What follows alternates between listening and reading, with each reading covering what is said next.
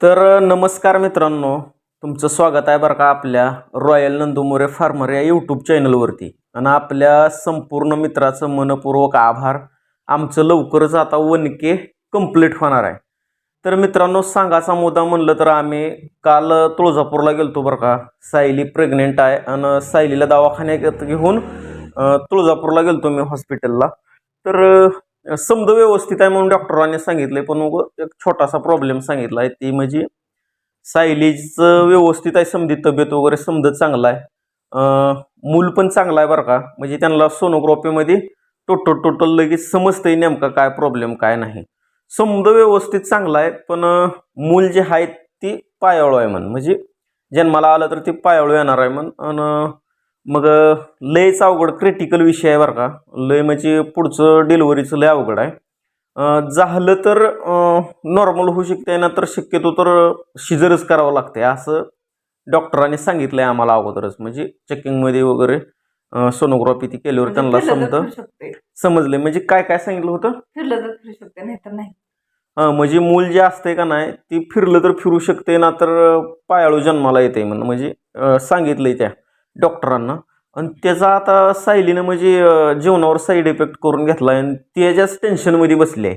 म्हणजे जेवण वगैरे नाही, काय नाही, हे कलं नाही, ती कलं नाही, गप्पा गोष्टी काहीच नाही.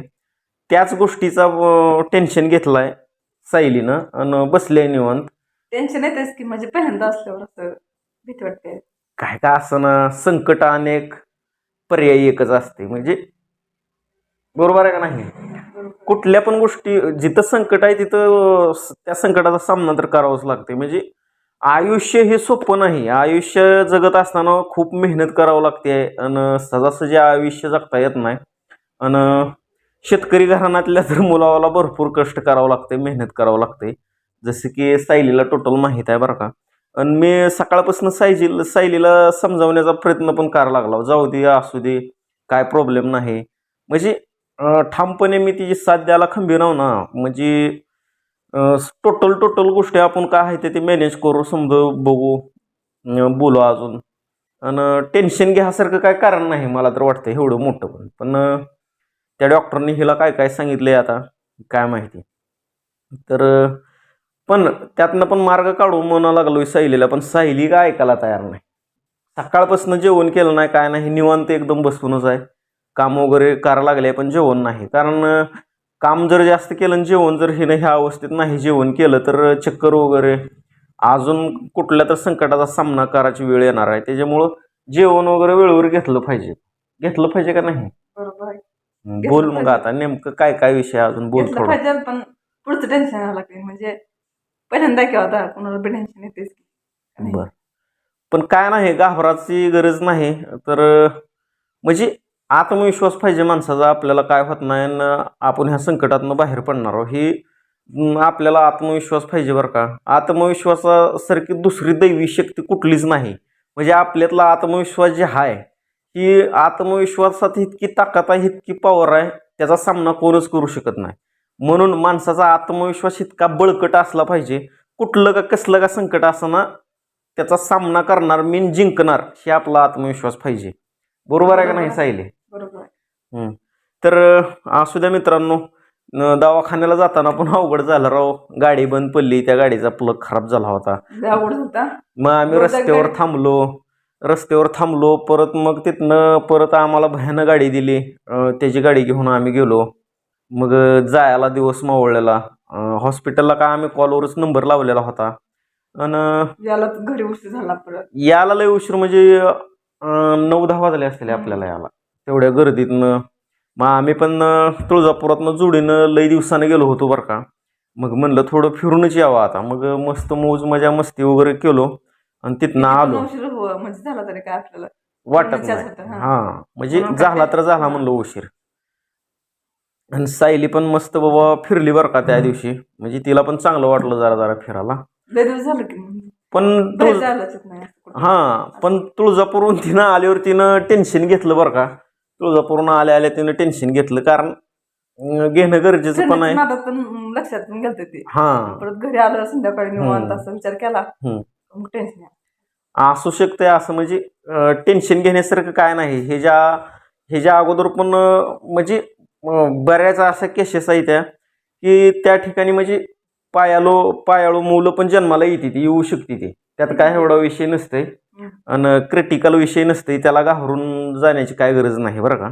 मला तर असं वाटते बाकीचा बाळाचा ग्रोथ वगैरे ते समज व्यवस्थित आहे, म्हणजे टाकाटकमध्ये आहे, त्याला काहीच प्रॉब्लेम नाही, हिला पण काहीच प्रॉब्लेम नाही, व्यवस्थित आहे, समज व्यवस्थित आहे.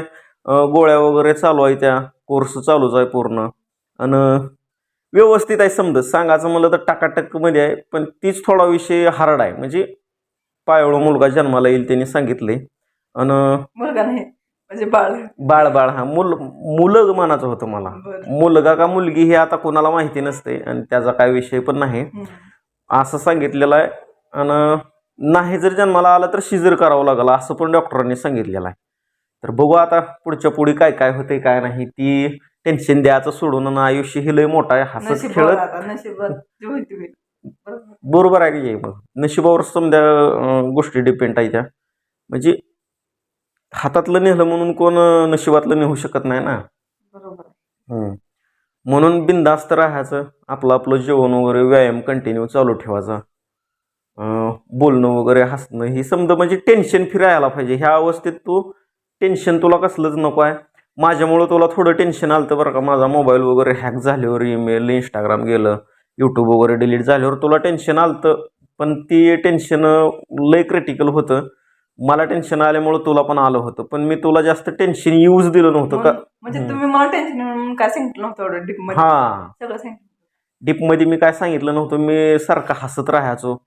आणि सायलीनं पण घेतलं होतं टेन्शन माझ्याकडून, पण हिला थोडं टेन्शन दिलं बरं का मी, पण आता हिथून पुढे देणार नाही टेन्शन. हातातलं नव्हतं की हातात. हा, माझ्या पण हातातलं नव्हतं ती, त्याच्यामुळं दिलं हिला टेन्शन. पण आता हिथून पुढं मी थोड्या पण चुका करणार नाही आणि हिला कसलंच टेन्शन पण देणार नाही.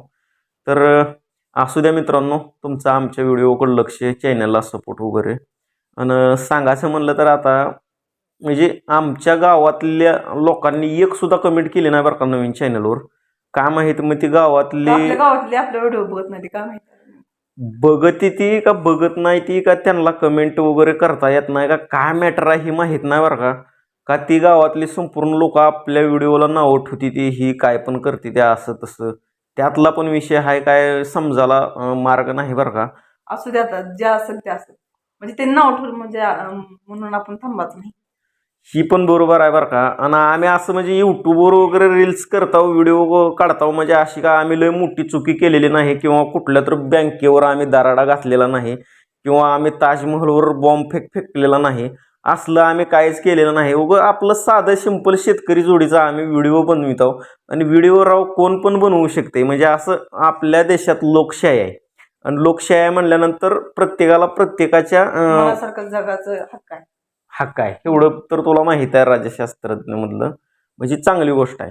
म्हणजे लोकशाही असल्यामुळं काय पण करू शकतोय. आणि आम्ही असं म्हणजे काय पण करू शकतोय म्हणल्यावर आम्ही जास्त पण अति करत नाही, म्हणजे शेतकऱ्यासारखं आम्ही राहतोय व्यवस्थित, म्हणजे एकदम चांगलं व्हिडिओ बनवतोय, कुठं घाण वर्तणूक नाही ना, काय नाही, घाण व्हिडिओ बनवत नाही, काय नाही, एकदम चांगलं, एकदम सुशिक्षित आम्ही आमचं डेली आयुष्य दाखवत असतो. त्यातून पण आम्ही हे डेली आयुष्य दाखवावं लागलोय. आणि त्यातून पण आमच्या गावातल्याला जर म्हणजे कोण व्हिडिओ बघत असेल आणि नावं वगैरे ठेवत असेल तर ही तुमचा गैरसमज आहे राव, आणि ती काढून टाका बरं का. तर ही आयुष्य आहे खूप सुंदर आहे, म्हणजे आपल्या मनाप्रमाणे आपण आपलं आयुष्य जगलं पाहिजे. लोकांच्या मनाप्रमाणे आयुष्य जगायला आम्ही काय कार्टून आहे का? अजिबात नाही. आपला वेळ वाया घालायचा नसतो. बरोबर आहे, एकदम बरोबर आहे बरं का. हे अजिबात वाया घालायचं नाही. मग विषय कुठला का असं ना, गावातल्याला आता काय का वाटेना, मी तर म्हणजे माझ्या मते समजावून सांगण्याचा प्रयत्न केला बरं का आमच्या संपूर्ण गावातील लोकांना, की बाबा व्हिडिओ बनविलं म्हणजे अशी काय लय मोठी चुकी केलेली नाही, हे तुमच्या लक्षात आलेलंच आहे.